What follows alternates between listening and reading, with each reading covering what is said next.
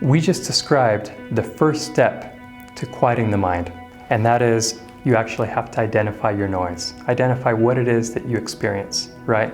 We talked about a few of those things. Worry, doubt, could be fears, fear of the unknown, right? It could be so many responsibilities. All these things on your to-do list that are halfway done, right? All those things could be noise, but what was it that you identified? Again, if you haven't filled out that PDF with your noise, I would suggest that you go back and you do that before moving on here. Now that you've identified some of your noise, I want to give you some tips. I'm going to give you 3 main things that I teach my clients and that I work with my clients on to be able to help them to quiet that noise in their mind, okay?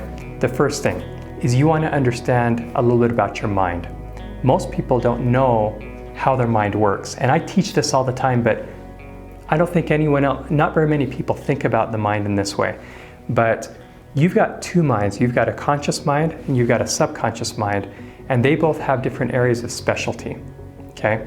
So your conscious mind is the one that you're using all the time. It's the one that you're aware of right now. So as you're looking at me, as you're listening to me, you're probably evaluating some aspects of me, the way I'm using my hands or the way I'm talking or whatever. You might be thinking, making certain judgments about me, and that you're doing with your conscious mind.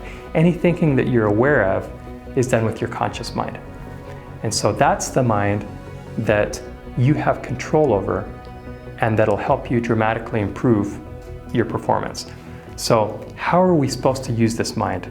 Now, your conscious mind has an area of specialty. If you use it right, it does this certain thing so well, and it will make you happy. It will add so much to your joy, add so much to your productivity if you use it in the right way. So what is this way?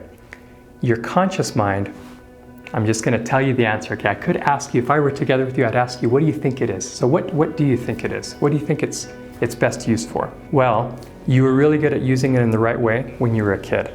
When you were a kid, you probably went out and you observed the world, right? You said, wow, a butterfly, wow, a snake, or look at the clouds, look how the clouds move, or look at the stars, how beautiful they are, right?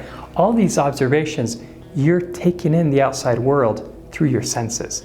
You're living, you're experiencing the world through your senses. That's what your conscious mind is made for. That's what it does best. You want to use this conscious mind, this mind that you're aware of, to take in what you're experiencing through your outside world. The problem is, as we get older, our mind gets filled with this noise and we no longer are able to experience the world in this beautiful way, to be able to take it in as we did as a child. Yes, you might have a sensory overload. So in other words, you have all this information coming at you, but a lot of it is just worries. You start to take in, or you start to worry about, how's this bill going to get paid, right? Or how are my kids going to learn everything that they need to learn? Or how am I going to grow in my career? How am I going to get that raise? And then we're thinking about that while we're driving down this beautiful canyon. There's beauty all around us, but we've got that on our mind. We're just thinking all the time, thinking, this overload all the time. What that does is it blocks our ability to enjoy and to connect, to use our mind in the right way. That right way was to use our conscious mind to connect to the outside world through our senses. Your conscious mind is really good at seeing, or if you use it in this way, you'll be at your very best. You know you're using your conscious mind correctly if you're in tune with what you're seeing, hearing, tasting, or touching. Any of those things, if you're in tune with that, you're using your conscious mind in the right way. Okay? There's another one as well. So you might think, well, if I'm doing that all the time, I don't have time to think. So there's also, you can be in tune with a thought. You can follow a thought in your consciousness, and it's almost like you're seeing it or you're touching it. You're so in tune with that thought, focused on it, that can be another way to use your conscious mind, is you're focused on one idea or one thought.